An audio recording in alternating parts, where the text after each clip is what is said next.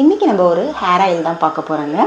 இந்த ஹேர் ஆயிலை ப்ரிப்பேர் பண்ணுறதுக்கு நம்ம பயன்படுத்தக்கூடிய ஒரு பொடியை இந்தியாவில் ஆராய்ச்சி செஞ்சு இந்த பொடியினால் முடி வந்து பார்த்திங்கன்னா நல்லா நீளமாக அடர்த்தியாக கருகருன்னு வளரும் அப்படின்னு இந்திய ஆராய்ச்சியில் நிரூபிச்சிருக்காங்க.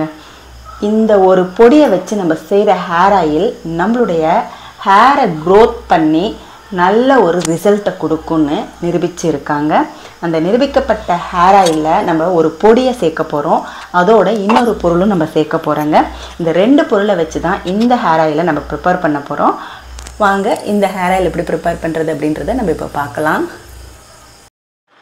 இந்த ஹேர் ஆயில் ப்ரிப்பேர் பண்ணுறதுக்கு நான் தேங்காய் எண்ணெய் தான் எடுத்திருக்கேன்.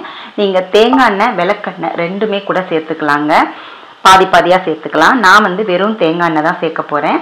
இதில் வந்து பார்த்திங்கன்னா ஒரு 150 ml தேங்காய் எண்ணெய் நான் எடுத்துக்கிறேங்க.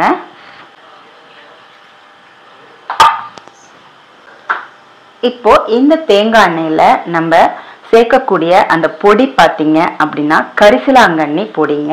இந்த கரிசலாங்கண்ணி பொடியை இந்த ஹேர் ஆயிலில் சேர்த்து நம்ம ஹேர் ஆயில் ப்ரிப்பேர் பண்ணும்போது நம்மளுடைய முடி வந்து பார்த்திங்கன்னா அவ்வளோ கருகருன்னு வளருங்க.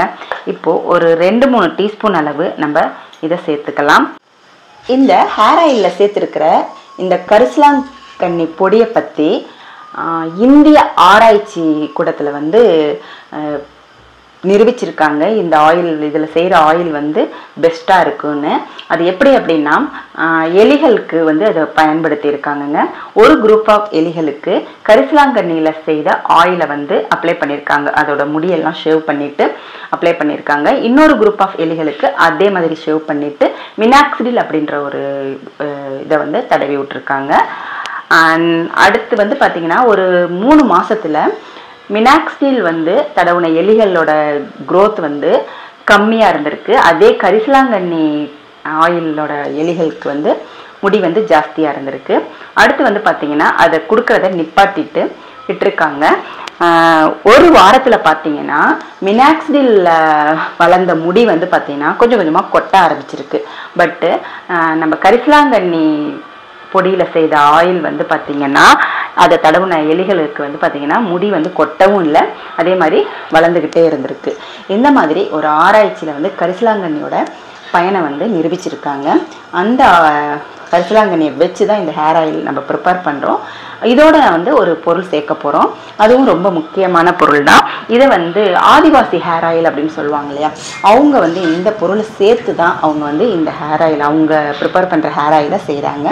அது என்ன பொருள் அப்படிங்கிறதையும் நம்ம பார்க்கலாம். இப்போ நல்லா மிக்ஸ் பண்ணியாச்சு. இப்போது இதை வந்து நம்ம ஸ்டவ்வில் வச்சுட்டு மீடியம் ஃப்ளேமில் வச்சு நம்ம காய்ச்ச ஆரம்பிக்கணும். மீடியம் ஃப்ளேமில் வச்சுட்டு நம்ம இந்த ஹேர் ஆயிலை காய்ச்ச போகிறோங்க. இப்போது மீடியம் ஃப்ளேம் வச்ச உடனே இந்த மாதிரி நுர வர ஆரம்பிக்கும். அப்போ நம்ம வந்து ஸ்டவ்வை வந்து நல்லா ஃப்ளேமை வந்து கம்மி பண்ணிடுங்க. சிம்மில் வச்சுட்டு நல்லா சிம்மில் வச்சதுக்கு அப்புறமா இதில் நம்ம வந்து பசும்பால் சேர்க்க போகிறோங்க. பசும்பாலை சேர்த்து இந்த ஹேர் ஆயிலை ப்ரிப்பேர் பண்ணும்போது அதோடைய ரிசல்ட் வந்து இன்னுமே செம்மையாக இருக்குங்க. இப்போ பாருங்கள், நான் வந்து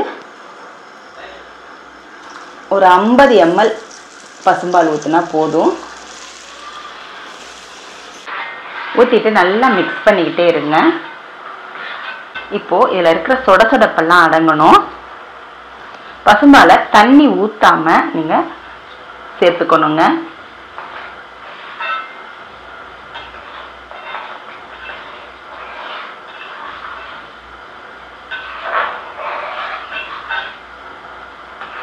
இந்த கரிசலாங்கண்ணியோட நம்ம பசும்பாலை சேர்த்து செய்யும்போது அதோட ரிசல்ட் வந்து நம்மளுக்கு 100% கிடைக்கும்.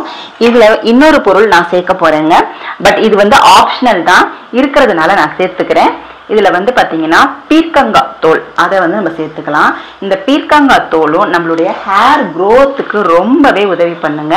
அதையும் நம்ம இதை சேர்த்துக்கலாம். இந்த சொடசொடப்பெல்லாம் அடங்கணும். இப்போ மீடியம் ஃப்ளேமில் மறுபடியும் வச்சுக்கலாம். சிம்மில் இருந்து மீடியம் ஃப்ளேமுக்கு மாற்றிடுங்க.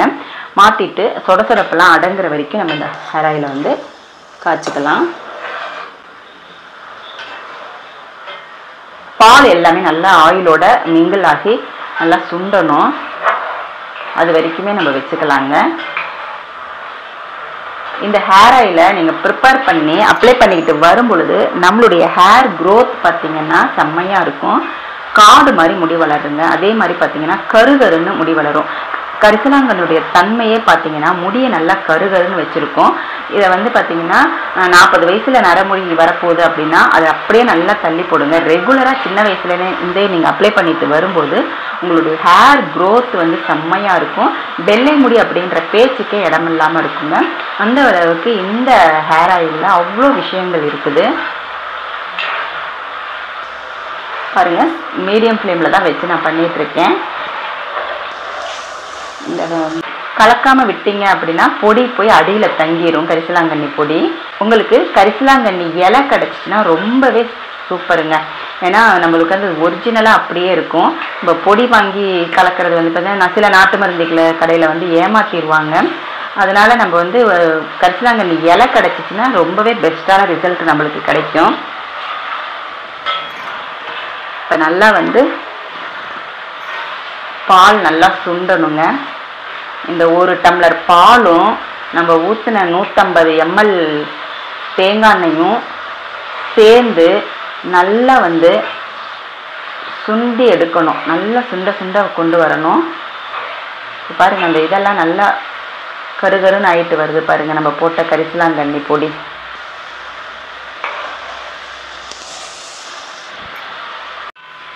இப்போ பாருங்கள், மீடியம் ஃப்ளேமில் தான் இருக்குது. இந்த சொடசொடப்பெல்லாம் ஃபுல்லாகவே அடங்கிட்டு இருக்கு பாருங்கள். கொஞ்சம் நேரத்துலேயே அந்த சொடசொடப்பெல்லாம் அடங்கிரும். நம்ம பால் ஊற்றுனதுனால இவ்வளோ நேரம் நல்லா சொடசொடப்பாக இருக்குது. அதேமாரி நம்ம போட்ட அந்த பீர்க்கங்காயோட தோல் வந்து நல்லா முறுமுறுன்னு ஆயிடணுங்க. அதில் இருக்கிற சத்துக்கள் எல்லாமே இந்த ஹேர் ஆயிலில் வந்து இறங்கிடும். இந்த பீர்க்கங்காய் தோலில் அவ்வளோ விஷயங்கள் இருக்குங்க. இது ஹேர் க்ரோத்துக்கு நல்லா யூஸ்ஃபுல்லாக இருக்கும். அதே மாதிரி இந்த பீர்க்கங்காவை மட்டுமே வச்சு ஹேர் ஆயில் ப்ரிப்பேர் பண்ணியும் அப்ளை பண்ணுறாங்க. அது வந்து நம்மளுடைய சொட்டத்தலையில் கூட முடி வளரும் அப்படின்றாங்கங்க. அதை வந்து வேறு மெத்தடில் வந்து ப்ரிப்பேர் பண்ணி காமிக்கிறாங்க. இப்போ பாருங்கள், இப்போ நல்லா சொடப்பெல்லாம் அடங்கிருச்சு. இப்போ நம்ம ஸ்டவ்வை வந்து ஆஃப் பண்ணிடலாம். பாருங்கள், நல்லா முறுமுறுன்னு ஆயிடுச்சு. அவ்வளோதான், நான் ஸ்டவ் ஆஃப் பண்ணிவிட்டேன். நல்லா ஆறட்டும். நல்லா ஆறுனதுக்கு அப்புறமா இந்த ஹேர் ஆயிலை வந்து எப்படி யூஸ் பண்ணுறது அப்படிங்கிறத நான் உங்களுக்கு சொல்கிறேன். பாருங்கள், நல்லா ஆறிடுச்சு. ஆறுனதுக்கு அப்புறமா நான் அப்படியே ஒரு 4 hours விட்டுட்டேன். அப்படியே இரும்பு கடாயிலே இருக்கட்டும்னு விட்டாச்சு. பாருங்கள் எப்படி கருகருன்னு நம்மளுக்கு ஆயில் கிடச்சிருக்கு. இந்த ஹேர் ஆயில் நம்மளுடைய முடியை வந்து நல்லா கருகருன்னு மாற்றிடுங்க. இது தொடர்ந்து ஒரு 3 மாதம் நீங்கள் வந்து அப்ளை பண்ணி பாருங்க. உங்களுக்கு செம்மையாக ரிசல்ட் கிடைக்குங்க. 3 மாதத்துக்கு அப்புறம் நீங்கள் ஹேர் அப்ளை பண்ணுறதை நிப்பாட்டினாலுமே உங்களுக்கு முடி கொட்டவே கொட்டாதுங்க. ரொம்ப ரொம்ப சூப்பரான ஒரு ஆராய்ச்சி செஞ்சு கண்டுபிடிக்கப்பட்ட ஒரு பொருளை வச்சு நம்ம இந்த ஹேர் ஆயில் ப்ரிப்பேர் பண்ணியிருக்கோங்க. 100 முடிகள் கொட்டுனாலும் கவலைப்பட வேண்டியது இல்லைங்க. அப்படியே ஸ்டாப் பண்ணிடுங்க. அந்த அளவுக்கு ஒரு சூப்பரான ஹேர் ஆயில் தான் இன்னைக்கு நம்ம ப்ரிப்பேர் பண்ணியிருக்கோம். இந்த ஹேர் ஆயிலை நீங்களும் ப்ரிப்பேர் பண்ணி பாருங்க. இப்போ நம்ம இதை வந்து வடிகட்டி எடுத்துக்கலாம்.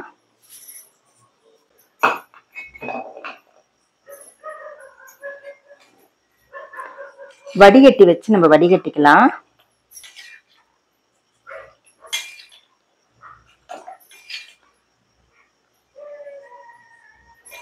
பாருங்க எவ்வளோ கலர் பாருங்க, கரு நம்மளுக்கு ஹேர் ஆயில் கிடைச்சிருக்கு.